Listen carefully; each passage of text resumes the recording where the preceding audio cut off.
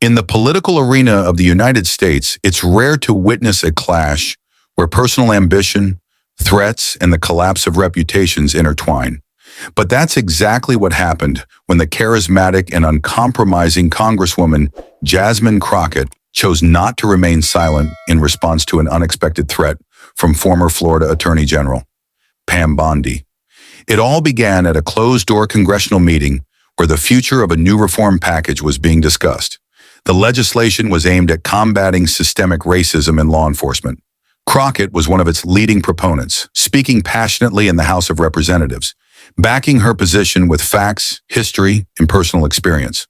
Pam Bondi, now a media consultant for right-wing circles and an unofficial political lobbyist, appeared in the corridors like a shadow from the past, expressing her discontent with the reforms. And that's when it all happened. After a heated argument behind closed doors, Bondi, stepping closer to Crockett with a venomous smile, said, "You don't know who you're dealing with. Some careers don't end by law. They end in scandal. And yours will end right in front of my eyes." Jasmine, used to pressure and verbal attacks, initially took the threat as political bluffing. But that night she did something unusual for her typically measured style.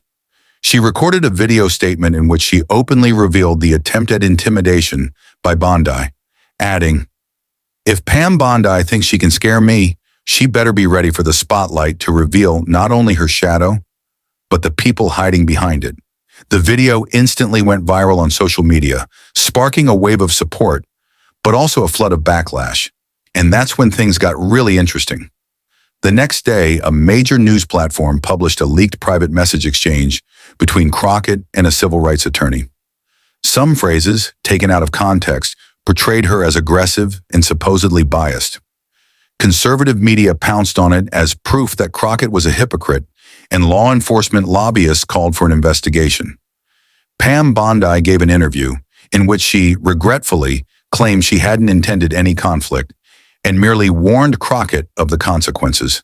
She said with feigned softness, "I just said the world is cruel.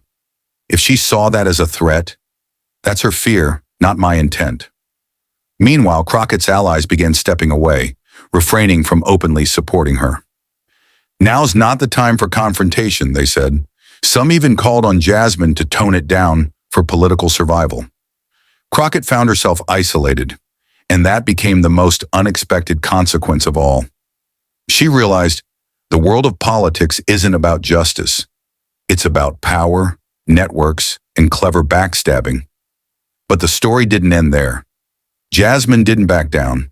She disappeared from the media for 2 weeks and returned with a new strategy. Instead of responding to provocations, she launched an investigation into Bondi's connections with certain corporate structures, pushing legislation harmful to minority communities. This time, her response wasn't emotional. It was a cold, meticulously calculated counterattack. And while she had regretted her first reaction, it would soon be Bondi who might regret ever opening her mouth. Because Jasmine Crockett no longer played by the rules of those who whisper threats in the dark, she turned on the light. The first results of Jasmine Crockett's new approach didn't take long to show. She teamed up with 2 independent investigative journalist groups and began providing them with information gathered by her team. Suspicious lobbying schemes, financial transfers through charitable foundations, and even closed-door meetings with former officials from the Trump administration. All of it, like a thread to a tangled ball, led to Pam Bondi. Meanwhile, Bondi was relishing her victory. In her eyes, Jasmine was disgraced, pushed back, politically weakened. At a closed dinner in Palm Beach, she smirked and said, "Who would have thought that one sentence could corner a lioness?" But as it turned out, the lioness wasn't hiding. She was waiting. 3 weeks after the scandal, 60 Minutes aired an investigation titled "White Collars and Dark Shadows." It laid out in stunning detail the pressure scheme exerted on members of Congress through former officials, including Pam Bondi, who acted as a link between major corporations and influential media structures. Top Democratic figures, who had previously distanced themselves from Crockett, began to cautiously voice their support. But most importantly, civil organizations monitoring government transparency demanded an official review of Bondi's role in lobbying structures.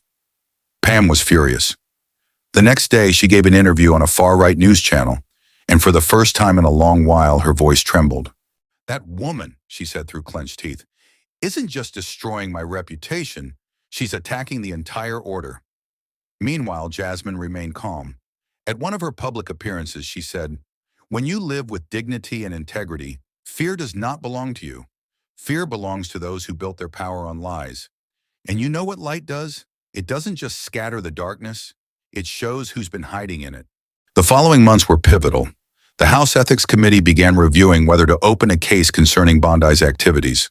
One by one, documents, audio recordings, and testimonies surfaced. It became clear that Crockett hadn't just defended herself. She had launched a true hunt for those who had remained untouchable for decades. And even that wasn't the end. Jasmine was invited to speak at Harvard. The audience included students, professors, and even a few senators. There, she publicly admitted for the first time, "Yes, I regretted responding back then because my response was emotional, impulsive. But now I understand responding was necessary. I just needed to choose the right form, and I chose it." The hall erupted in applause. The final note came 6 months later when one of the country's most influential legal organizations filed a lawsuit in federal court demanding an investigation into the legality of Pam Bondi's foundation and its ties to corporate donors. From that moment on, Bondi's threats no longer sounded intimidating. They sounded pitiful. Jasmine Crockett didn't just survive. She turned an attempt at pressure into a catalyst for a new wave of political accountability. She turned a threat into a platform, a moment of weakness into strength, and a personal attack into a nationwide example of how to respond. With intelligence, with patience, and with light. Several months later, as the dust had settled and the headlines moved on, Jasmine Crockett stood on the steps of the Capitol, not as a victim of political games, but as a symbol of what happens when courage outweighs intimidation. The battle with Pam Bondi had been brutal, personal, and public. But through it, Crockett didn't just survive. She transformed. She was no longer just a congresswoman. She was a force that refused to bow to fear. Journalists still asked her if she regretted her response. She always smiled and gave the same reply. "I don't regret standing up for the truth.